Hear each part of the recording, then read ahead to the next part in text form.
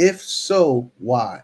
Does this represent a significant change to a client's income versus growth strategy, and should asset allocation be revisited? Come on, Cole. Consider the amount of interest income compared to dividend income and how this represents the underlying portfolio. Consider the tax efficiency of the investments and review asset location.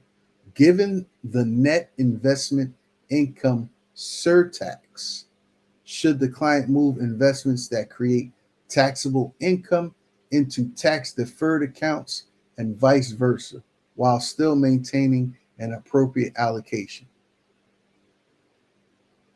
Review investments funds for fee structure. For investments in taxable accounts, are tax managed funds investments available? Has the client established an account for emergency funds? If so, where and how much? Assist client in revisiting liquidity needs, including reviewing cash flow analysis. Given the higher rates available in some online banks, consider using a high yield savings bank to hold the cash reserve. And then explain tax preferred treatment of right dividends. Man, I just gave a mouthful, right? Just that page 5. That's a very important page. Page 5. I'm going to make a note there. Page 5. Okay. I'm going to spin through these. Self-employment income. Those are Schedule C's, right? Determine what type of activity the business is and discuss hobby, investment, activity, trade, or business rules, including loss deductibility or limitation based on character. Determine whether the business generates qualified business income, QBI, as defined under IRC Section 199A, to be able to potentially take advantage of the 20% pass-through business deduction. Consider the current income phase-out limitations. Are there changes in the business structure that could allow the client to receive a larger deduction? Now, I'm going to stop right here. For all our business owners, I'm going to ask you a very important question. Do you have an accounting software? No, let me ask you another question. How do you manage your books? Wait, hold on. How do you record transactions? Wait, do you have an accounting policy manual in place? Wait. When's the last time you ran a financial statement, looked at your income statement, balance sheet, and cash flow?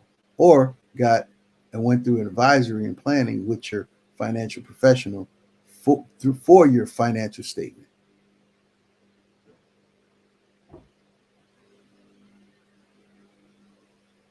Because this section here, we're talking about, self-employment income, Schedule C's, S corporations,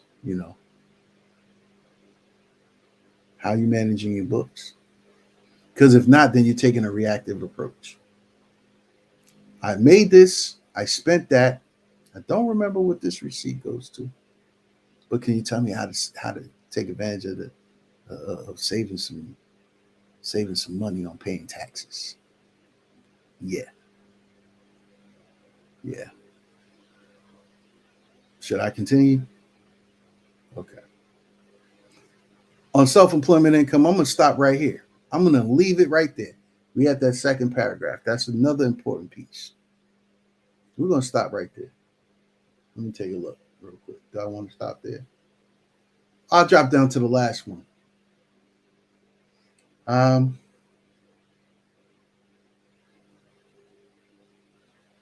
Now, I'm going to read these. Review groupings of activities under Internal Revenue Code, Section 469, to determine if elections should be made that will benefit the client. Also see Schedule E. So we got schedules, we got forms. There's a whole lot going on there, right? Consider the use of retirement plans for self-employed individual. How many self-employed have retirement plans if that's your only income as a self-employed person? Schedule C. Determine the income shifting opportunities among family members via employment. What does that mean? schedule a call.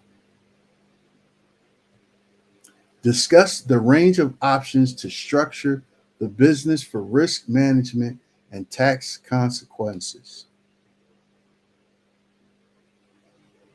You know, what's funny is, I'll just share this real quick.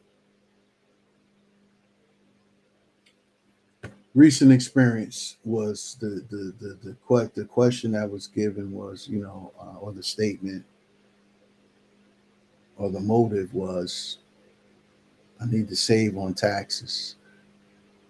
And I'm going to save on taxes by purchasing X because I don't want to pay a lot in taxes. And I want to be able to pay for other services and other reports that's going to help me decide if I should actually,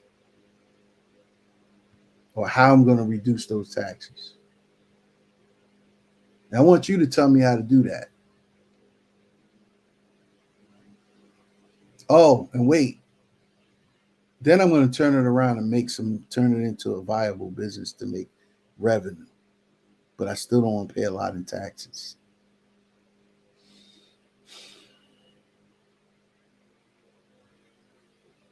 That was kind of riddled out, right? Not a lot there. But if you pull out some of the bullet points, you understand where I'm going with this. It's important for planning. It's important for having, we're in the age of technology. There's no reason why. I mean, there's our reasons and excuses, but take advantage of your financial professional, your CPA accountant. Find out what they have to offer. Have a discussion, schedule a consultation, and really dig in. But write down what you want to see happen in 5 to 10 years, or 15 to 20 years, or whatever. If you're planning on growing your family, and or plan on getting married, or you're in business for yourself, or you have a partner, or you want to buy a business, or I don't know. Write those things down. Have a vision planning document for yourself, right? And then bring it to the table. It doesn't all have to be answered at one time, but start a flow. It's going to help. Is your client an S corporation shareholder with the ownership of more than 2% of the company's stock? Consider the corporation reimbursing shareholders' Medicare premiums. Man, that's a mouthful right there. Schedule D. Does the client have capital gains and losses reported on Schedule D? I'm going to jump over here, right? Schedule E. Is there income flowing through from an LLC, S-Corp, or partnership to a Schedule E?